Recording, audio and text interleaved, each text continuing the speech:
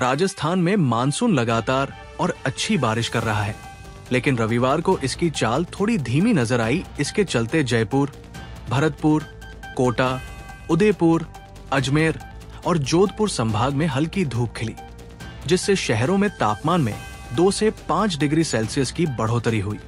मौसम विज्ञान केंद्र जयपुर के अनुसार अगले 3 घंटों के लिए सीकर, जयपुर, जयपुर शहर, चूरू समेत कई जिलों में डबल अलर्ट जारी किया गया है। मौसम विभाग द्वारा जारी डेली डार्ट रिपोर्ट के अनुसार रविवार को राज्य में कुछ स्थानों पर मेघ गर्जन के साथ वर्षा दर्ज की गई। तापमान की बात करें तो राज्य में सर्वाधिक अधिकतम तापमान बीकानेर में 39.3 डिग्री सेल्सियस और न्यूनतम तापमान माउंट आबू में 17 डिग्री सेल्सियस तक दर्ज किया गया। दर्ज प्रेक्षण के अनुसार राज्य के अधिकांश भागों में हवा में आर्द्रता की औसत मात्रा 60 से 100% के मध्य दर्ज की गई। जयपुर मौसम विभाग के अनुसार सीकर, जयपुर, जयपुर शहर, चूरू जिले व आसपास के इलाकों में अगले 3 घंटों के लिए ऑरेंज अलर्ट जारी किया गया है, जिसके अनुसार अलग अलग स्थानों पर मेघ गर्जन के साथ हल्की से मध्यम बारिश और 1-2 दौर भारी बारिश, बिजली चमकने, तेज सतही हवा। अनुमानित हवा की गति 30 से 40 किलोमीटर प्रति घंटा की संभावना है, जबकि अलवर, दौसा, बूंदी, अजमेर, बीकानेर, डूंगरपुर, भीलवाड़ा, झुंझुनू, कोटा, टोंक, भरतपुर, नागौर, धौलपुर, श्री गंगानगर, हनुमानगढ़ में येलो अलर्ट जारी किया गया है, जिसके चलते अलग अलग स्थानों पर मेघ गर्जन के साथ हल्की से मध्यम बारिश, बिजली चमकने और कुछ स्थानों पर तेज हवा 20 से 30 किलोमीटर प्रति घंटा चलने की संभावना है। राजस्थान में रविवार को मुहर्रम जुलूस के दौरान अलग अलग हिस्सों में विवाद देखने को मिला है। इस दौरान भारी संख्या में पुलिस बल तैनात रही। चूरू में तो मुहर्रम जुलूस के दौरान एक नाबालिग लड़के की पीट कर हत्या कर दी गई। जानकारी के अनुसार करीब 1 दर्जन लोगों ने आपसी विवाद के बाद नाबालिग के साथ मारपीट कर दी। अस्पताल ले जाने पर डॉक्टरों ने उसे मृत घोषित कर दिया। करीब 1 दर्जन लोगों ने उसके साथ मारपीट शुरू कर दी, जिससे उसकी मौत हो गई। मारपीट के बाद आरोपी मौके से फरार हो गए। घटना का सीसीटीवी फुटेज मिला है, जिसके आधार पर आरोपियों की तलाश की जा रही है। शिक्षा एवं पंचायती राज मंत्री मदन दिलावर ने मोड़क गांव में मोहल्ला बैठक की। इस दौरान 11वीं छात्रा ने राजकीय उच्च माध्यमिक विद्यालय मोड़क गांव की भौतिक विज्ञान की व्याख्याता सविता मीणा की शिकायत कर दी। मदन दिलावर ने टीचर सविता मीणा को तत्काल प्रभाव से निलंबित करने के निर्देश दे दिए। मोड़क गांव में सोसाइटी गली में आयोजित मोहल्ला बैठक में स्थानीय निवासी एक आयुषी कुमावत पहुंची। आयुषी राजकीय उच्च माध्यमिक विद्यालय मोड़क गांव की कक्षा 11वीं की छात्रा है। उनसे शिक्षा मंत्री मदन दिलावर को शिकायत दी। शिकायत में बताया कि उनके विद्यालय में पुस्तकालय में पुस्तकों को लेकर उसके चाचा सुनील कुमावत और मेरी कक्षा की शिक्षिका सविता मीणा के बीच विवाद हो गया था। बदला लेने के लिए सविता मीणा शिक्षिका ने छात्रा को वार्षिक परीक्षा में जानबूझकर फेल कर दिया। शिकायत पर दोबारा जांच कराई गई तो छात्रा को सप्लीमेंट्री दी गई। इसके बाद 70.40% अंक बनने के बावजूद छात्रा को फेल कर दिया गया, जबकि छात्रा से कमजोर दूसरे विद्यार्थियों को पास कर दिया गया। बालिका ने शिक्षा मंत्री से ऐसे शिक्षिका के खिलाफ कार्रवाई की मांग करते हुए अपनी अर्जी दी थी।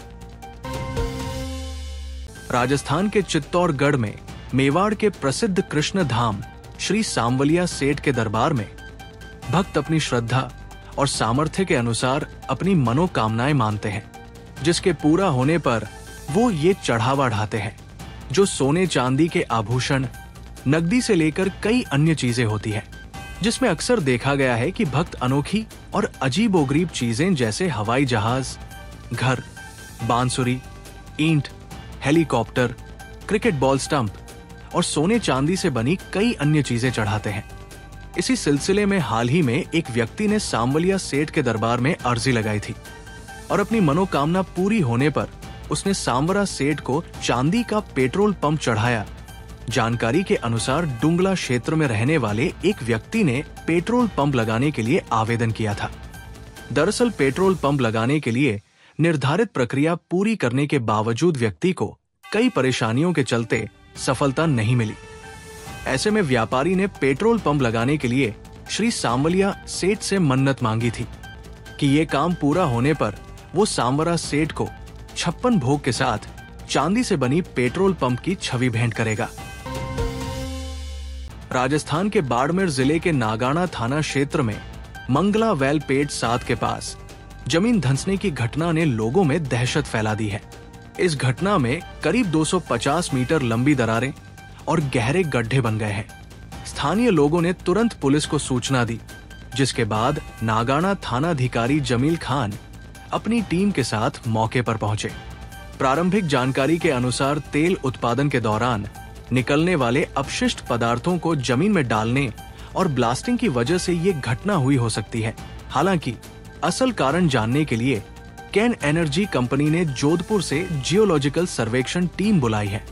ये टीम जल्द ही मौके का मुआयना कर हकीकत का पता लगाएगी। कंपनी के अधिकारियों ने भी घटनास्थल का दौरा किया और स्थिति का जायजा लिया। नागाना पुलिस ने तुरंत कार्रवाई करते हुए प्रभावित क्षेत्र को सुरक्षित करने के लिए कदम उठाए। गड्ढों और दरारों के आसपास लाल कपड़े की झंडियां लगाई गई हैं, ताकि लोग अनजाने में वहां न जाएं। पुलिस ने ग्रामीणों से अपील की है कि वे इस क्षेत्र से दूरी बनाए रखें। जिला प्रशासन को भी इस घटना की सूचना दे दी गई है और वो स्थिति पर नजर रखे हुए है। राजस्थान के पंचायती राज और ग्रामीण विकास राज्य मंत्री ओटाराम देवासी ने महाराष्ट्र के भायंदर में राजस्थानी प्रवासियों के साथ हुई मारपीट की घटना को बेहद गंभीर बताया है। उन्होंने महाराष्ट्र के मुख्यमंत्री देवेंद्र फडणवीस को पत्र लिखकर इस घटना की कड़ी निंदा की और दोषियों पर सख्त कार्रवाई की मांग की। ये घटना तब हुई जब एक राजस्थानी मूल का व्यक्ति मराठी भाषा में बात न कर पाने के कारण मारपीट और अपमान का शिकार हुआ। राज्य मंत्री देवासी ने कहा कि इस तरह की घटना न केवल राजस्थानी समुदाय को दुखी करती है, बल्कि देश की एकता और भाषाई सद्भाव को भी गहरा नुकसान पहुंचाती है। महाराष्ट्र में रह रहे राजस्थानियों ने फोन और अन्य माध्यमों से अपनी चिंता और असुरक्षा जताई है। उन्होंने बताया कि राजस्थानी समुदाय दशकों से महाराष्ट्र में व्यापार, उद्योग और सामाजिक कार्यों में योगदान दे रहा है, फिर भी ऐसी घटनाएं उनकी गरिमा को ठेस पहुंचाती है। देवासी ने जोर देकर कहा कि ये मामला सिर्फ एक व्यक्ति का नहीं, बल्कि पूरे प्रवासी समुदाय की गरिमा से जुड़ा है। उन्होंने महाराष्ट्र सरकार से तुरंत संवेदनशील और ठोस कदम उठाने की अपील की, ताकि देश भर में सकारात्मक संदेश जाए। निष्पक्ष जांच। राज्य मंत्री देवासी ने घटना की निष्पक्ष, पारदर्शी और त्वरित जांच सुनिश्चित करने की मांग की है। दोषियों के विरुद्ध कार्रवाई। उन्होंने दोषियों के विरुद्ध कड़ी से कड़ी कार्रवाई करने की मांग की है। प्रवासी नागरिकों की सुरक्षाएं। उन्होंने महाराष्ट्र में निवासरत समस्त प्रवासी नागरिकों की सुरक्षा, गरिमा और मूलभूत अधिकारों के लिए ठोस और प्रभावी कदम उठाने की मांग की है। भाषिक भेदभाव रोकना है। उन्होंने राज्य में भाषिक आधार पर होने वाले किसी भी प्रकार के भेदभाव को रोकने के लिए विशेष दिशा निर्देश जारी कर प्रशासन को सतर्क करने की मांग की है। राजस्थान सीएम भजनलाल शर्मा सोमवार 7 जुलाई को कोटा के हड़ौती पहुंचे थे। यहां विकास कार्यों का लोकार्पण करने के दौरान सीएम ने पूर्ववर्ती कांग्रेस की सरकार पर जमकर हमला बोला। सीएम ने कहा कि 5 साल और 1.5 साल का तुलनात्मक अध्ययन करना जरूरी है। 5 साल के कार्यकाल से तुलना करते हुए बाकायदा आंकड़े पेश करते हुए कहा कि भाजपा की 1.5 साल की बीजेपी के कार्यों को देखकर कांग्रेस के नेताओं के पेट में दर्द होता है। वहीं सीएम ने पेपर लीक का मुद्दा भी उठाया। उन्होंने कहा कि पिछली सरकार में पेपर लीक होते थे, लेकिन बीजेपी सरकार के 1.5 साल में कोई पेपर लीक नहीं हुआ। सीएम ने नौकरी को लेकर कहा कि हमने संकल्प पत्र में कहा था कि 1 साल में 1 लाख युवाओं को नौकरी देंगे। सीएम ने आगे कहा कि 5 साल में 4 लाख युवाओं को नौकरी देकर रहेंगे। इस दौरान 69,000 युवाओं को नौकरी दी है। अब आने वाले समय में हमारा रोजगार उत्सव होने वाला है। उसमें युवाओं को नौकरी दी जाएगी। नौकरी के लिए कैलेंडर भी जारी किया गया है, जिसमें वैकेंसी की तारीख से लेकर पेपर, परिणाम और नियुक्ति पत्र की तारीख दी गई है। सीएम भजनलाल शर्मा ने कहा कि महिलाओं पर अत्याचार में काफी कमी आई है। 1.5 साल में प्रदेश में 11% कमी आई है। कांग्रेस ने भले ही गरीबी हटाओ का नारा दिया, लेकिन उनका गरीबी से कभी वास्ता नहीं रहा है। लेकिन हमारी सरकार गरीबी मुक्त गांव बनाने का संकल्प लिया है। सीएम ने कहा कि बीपीएल मुक्त गांव बनाने का काम किया जाएगा। इसके लिए 5000 गांवों को चिन्हित किया जा चुका है। इन गांवों को गरीबी मुक्त करने का काम किया जा रहा है। भारतीय प्रौद्योगिकी संस्थान IIT जोधपुर में भर्ती प्रक्रिया को लेकर एक बड़ा घोटाला सामने आया है। दिसंबर 2019 से अगस्त 2023 के बीच हुई भर्तियों में गंभीर अनियमितताएं पाई गई हैं, जिसके बाद IIT के कार्यवाहक कुलसचिव अंकुर गुप्ता ने 2 असिस्टेंट रजिस्ट्रार और एक जूनियर सुपरिटेंडेंट के खिलाफ जोधपुर के करवड़ थाने में धोखाधड़ी का मामला दर्ज करवाया है। कार्यवाहक कुलसचिव अंकुर गुप्ता द्वारा दी गई रिपोर्ट के मुताबिक IIT जोधपुर में हुई भर्ती प्रक्रियाओं में नियमों की भारी अवहेलना और लापरवाही बरती गई है। रिपोर्ट में आरोप लगाया गया है भर्ती प्रक्रिया में पारदर्शिता का अभाव साफ तौर दिखा, जिसके कारण अयोग्य उम्मीदवारों का चयन कर योग्य उम्मीदवारों को जानबूझकर बाहर कर दिया गया। इसके साथ ही भर्ती कार्यालय में शामिल असिस्टेंट रजिस्ट्रार लक्ष्मण सिंह, प्रशांत भारद्वाज और junior superintendent robin Singh Kantura पर धोखाधड़ी, आधिकारिक प्रक्रिया का उल्लंघन और निजी लाभ के लिए पदों के मनमानी उपयोग किया है। पुलिस को दी गई रिपोर्ट में बताया गया है कि CVO, मुख्य सतर्कता अधिकारी की report, FFC, financial fraud committee की रिपोर्ट और अन्य आधिकारिक जांच रिपोर्टों में भी इन नियुक्तियों में अनियमितताएं पाई गई है। अधिकारियों ने अपने पद का दुरुपयोग करते हुए अनुचित फैसले लिए। यहां तक कि लिखित परीक्षा प्रक्रिया में भी नियमों का पालन नहीं किया गया। झुंझुनू जिले के बाघोली इलाके में राष्ट्रीय राजमार्ग 52 को जोड़ने वाली बाघोली जहाज सड़क काटली नदी क्षेत्र में बह गई। इस सड़क का हाल ही में निर्माण कार्य पूरा हुआ था, लेकिन उसके उद्घाटन से पहले ही सड़क का एक बड़ा हिस्सा काटली नदी के बहाव में समा गया। सड़क के बहने से नदी में करीब 30 से 35 फीट गहरा खड्डा बन गया है। काटली नदी बहाव क्षेत्र में सड़क बहने से पापड़ा और पंचलगी गांवों का मुख्य संपर्क मार्ग पूरी तरह से बंद हो गया है। ग्रामीणों के मुताबिक सड़क निर्माण के दौरान ही उन्होंने घटिया सामग्री इस्तेमाल होने की शिकायत की थी और नदी क्षेत्र में नालों के निर्माण की भी बात की थी, लेकिन उनकी बातों को नजरअंदाज कर दिया गया। ग्रामीणों ने बताया, NH 52 को जोड़ने वाली बाघोली जहाज सड़क का कार्य हाल ही में पूरा हुआ था और ये उद्घाटन से पहले ही बह जाने से सरकारी कार्यप्रणाली और निर्माण एजेंसियों पर गंभीर सवाल खड़े हो रहे हैं। स्थानीय लोगों का आरोप है कि ठेकेदारों ने सिर्फ कागजों में गुणवत्ता को दर्शाया, लेकिन असल में सड़क में घटिया मटेरियल का उपयोग किया गया है। सड़क टूटने के बाद काटली नदी किनारे बड़ी संख्या में ग्रामीण इकट्ठा हो गए। लोगों की मांग है कि इस मामले की उच्च स्तरीय जांच हो और दोषियों पर सख्त कार्रवाई की जाए।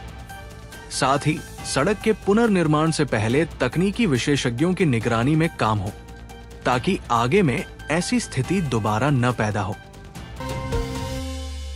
राजस्थान के सिरोही में बीती रात एक दर्दनाक सड़क हादसा हुआ, जिसने हर किसी की आंखों में आंसू ला दिए हैं। शहर के बारीघाटा हनुमान मंदिर और बालदा के बीच 4 हाईवे पर एक तेज रफ्तार वाहन ने पैंथर को कुचल दिया, जिसके बाद सड़क पर लोगों की भारी भीड़ जमा हो गई और भीड़ में से किसी ने हादसे की सूचना NHI की टीम, पुलिस और वन कर्मियों को दी। हादसे की सूचना मिलते ही NHI की टीम तुरंत मौके पर पहुंची और घटना की जानकारी लेने के बाद ट्रैफिक को डाइवर्ट किया गया ताकि ट्रैफिक जाम न हो। उसके बाद करीब 1 घंटे की देरी से पहुंची वन विभाग की टीम ने मृत पैंथर के शव को अपने कब्जे में लिया और रवाना हो गई। हादसे के बारे में मिली जानकारी में पता चला है कि पैंथर मादा पैंथर है और पैंथर जंगल से निकलकर 4 लेन हाईवे को पार कर रहा था। उसी समय एक तेज रफ्तार वाहन ने उसे जोरदार टक्कर मार दी, जिससे वो दर्दनाक हादसे का शिकार हो गया और उसकी मौके पर ही मौत हो गई। हादसे के बाद चालक वाहन लेकर मौके से फरार हो गया। वन कर्मियों ने आगे जानकारी देते हुए बताया कि फिलहाल मृत मादा पैंथर के शव को सिरोही वन विभाग की नर्सरी में रखा जाएगा, जहां आज मेडिकल बोर्ड से पोस्टमार्टम के बाद मादा पैंथर के शव का अंतिम संस्कार किया जाएगा।